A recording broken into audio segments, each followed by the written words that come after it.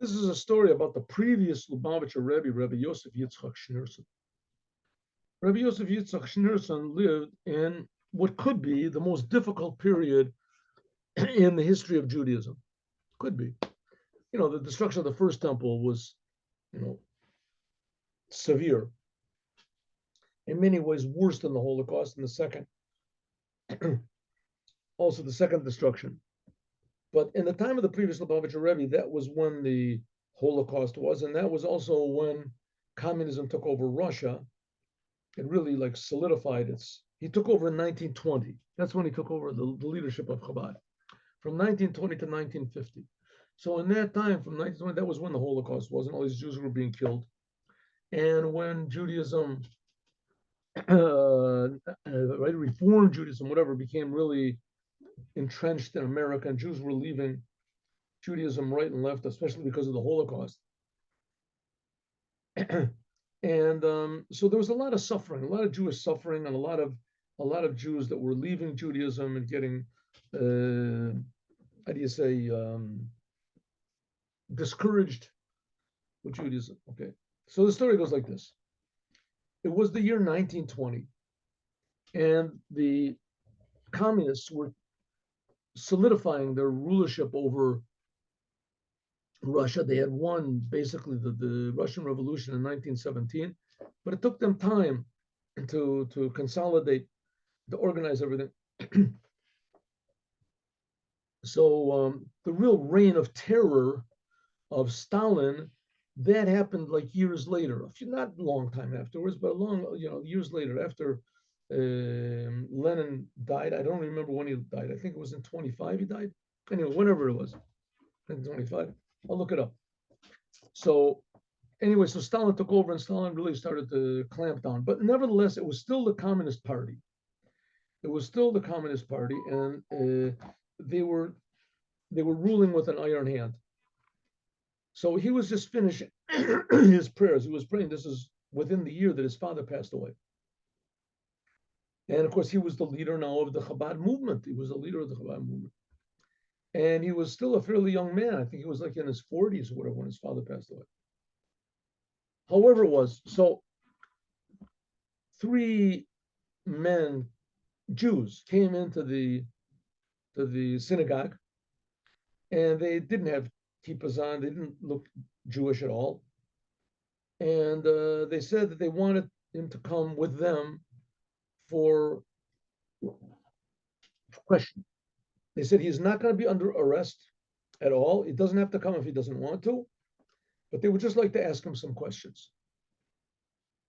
So he said, okay, wait for me to finish saying the Psalms. In Chabad, we say that there's like, 5, 6 Psalms every day. We say after. So he said Psalms, he said for his father. He finished, and he went to them. So he still tells a story like this. He went into a room, and in the room were sitting 5 officials. I don't know if the 3 that brought him also were these officials. And each one had a gun in front of him. And in addition to the gun that each one had like in his pocket or his side. And they asked him to sit down, and they said they wanted to ask him some questions. So they asked him questions. They said, and so he spoke to them in Yiddish. So they said to him, why are you speaking the strange language that we don't understand? So he said, to Jews, I speak Jewish. So they said, how do you know that we're Jews? In fact, they were Jews. How do you know that we're Jews? And so he said, because, I think this is the way it said, my grandfather, he could tell a Jew from his back. He could tell if it's a Jew or not from the back. And my father, he said that when they circumcise a Jew, is the part that they take off and the foreskin, they stick on his nose. So he can tell a Jew from his nose. And I don't know if he was making fun of them or anyway, that's what he said. He said, but I haven't got those special abilities. I'm just guessing. And I'm guessing that you're Jewish. And so, and in fact, they all were Jewish. So they asked him some questions. They said, okay, first of all, that you say that there's God, right? Do you believe that there's God? or do you know that there's God? Now, these people, they were I think we have to understand a little bit about communism. I understand a little bit about it, but it was very firmly based on rejecting any type of religion or spiritual power or whatever, even though they claimed to have freedom of religion.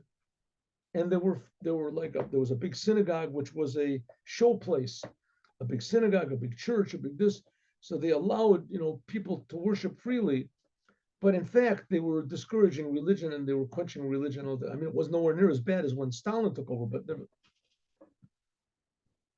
So they said to him, that your movement, you believe in God. Do you just believe in God, or do you believe God exists, or do you know God exists? So he said, I know God exists. I'm sure that. So they looked at each other, you know. They said, oh, really? You know God exists 100%? Said, yes. They said, well, can you prove that God exists to us?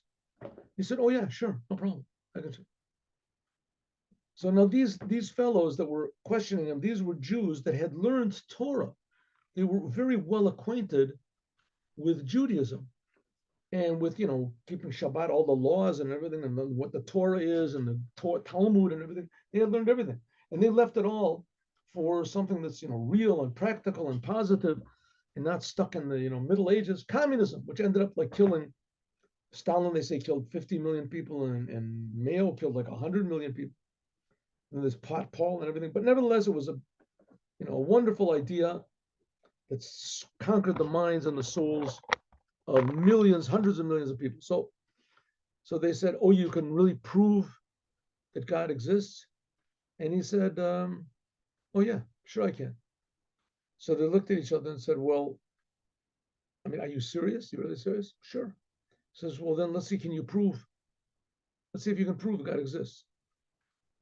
So he said, yeah, I'm really surprised at you, he said. They said, what do you mean? He said, well, there's, I mean, aren't you up with science? Nowadays there's a whole new science really developing quickly that's called astronomy.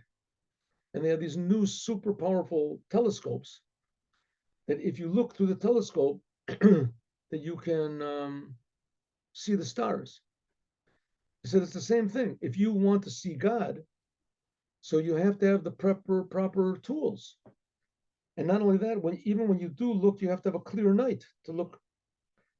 So if you want to see God, so what you have to do is, first of all, you have to eat kosher food. And then you have to have the proper tools. You have to do the commandments. And you have to learn the Torah. And then if you eat kosher food, which means you'll have the proper atmosphere, it'll be a clear night, and you do the commandments and learn Torah, that's the proper telescope, then I can explain to you what you see and you'll see God. So they said, Rabbi, are you serious? You really expect us that we should eat kosher food before you explain? First, you convince us that God exists, and then we'll eat kosher food. So we said, I'm just really amazed at you. I thought you were intelligent people, and I'm just very, you're really letting me down. And they said, what do you mean? He said, listen, I happen to know that there's a new branch of science that's just beginning now, and it's called nutrition. And they're beginning to discover that in food there are vitamins and minerals and nutrients and different types of vitamins and minerals and nutrients. And that's what provides a person with his nourishment. Now, just could you imagine a person saying, well, I'm not going to eat until I understand all of the nutrients and all of the vitamins and exactly how the digestive system works, and only then will I eat? Well, the person would starve to death. First of all, the person eats, and then you can understand the same thing with you. First of all, keep the Torah, do the commandments, and then I can explain to you when you'll feel godliness. So they said, okay, Rabbi, you can go. So the Rebbe said, the previous Lubavitcher Rebbe, he said, I did not convince them, but I saw that I definitely made a very deep impression on them. Deep impression on them. In other words, what's the point of the story? The point of the story is that the previous Lubavitcher Rebbe, Rabbi Yosef Yitzchak, when he was younger, before his father passed away, and the communists were taking over. So his father, Chabad, always had enemies. Chabad always fought the battles of Judaism. That's one of the things Mashiach is supposed to be. That's one of the reasons the Rebbes of Chabad are the Mashiach of their generation. So the first Rebbe of Chabad and like the first three Rebbes of Chabad, they fought against ignorance and against what's called the intellectual movement, the maskilim, the intellectual movement, that anything that you don't understand doesn't exist. That was their thing. And it was with Mendelssohn, with other people. And of course, they were against any sort of religion and beliefs and faith. And then after that, the big problem in the world was, the like we said, the Haskalah movement. Haskalah, they made active, that was Tzemach Tzedek, the third Rebbe of Chabad. Then after that, and that the previous, and the church, of course, the church was always a big force. That was especially in Russia. The church did everything they could to get Jewish children away from Jewish education. But the previous Lubavitcher Rebbe, the previous Lubavitcher Rebbe's father, the Rebbe Rashab, fifth Rebbe, he saw when the communists came in, he said, this is a type of evil that I cannot deal with. He said, I can't fight against it. I haven't got the power that you do it. And sure enough, this previous Lubavitcher Rebbe, he did fight against communism, and he was put into prison, and he was tortured, he was sentenced to death, and miraculously he got out, and etc. And that broke communism. We see that miraculously, what was it, 20 years ago, 20-something years ago? Miraculously, just communism just fell. And the Rebbe said it was all because of the work that the previous Rebbe had done 70 years earlier. So, my friends, the Rebbe said that I did not convince them, but I did definitely make an impression on them. What do you mean the impression on them? That suddenly the Jewish communists realized that there is someone in the world that knows that God exists and that has absolutely no doubts, and that their whole way of living was based only on doubts. Right? They weren't sure God doesn't exist. But they lied to themselves and said that they were sure. But the fact is that the Rebbe was sure that God exists without any doubt. In other words, it is possible to know God. And the Rebbe said to them that it's possible that you also can know God. I'll teach you, but you have to do the work on your own. You have to clean up your house, and then I'll be able to teach you. And that's the idea. The previous Rebbe was the Mashiach, and that's what the Mashiach will do now. We just have to clean ourselves up a little bit, our minds and our hearts, and the Rebbe, learning Chassidut, that's what we do every morning, will show us what God is. Have a good day with Mashiach now. I'll see you tomorrow at 8:15.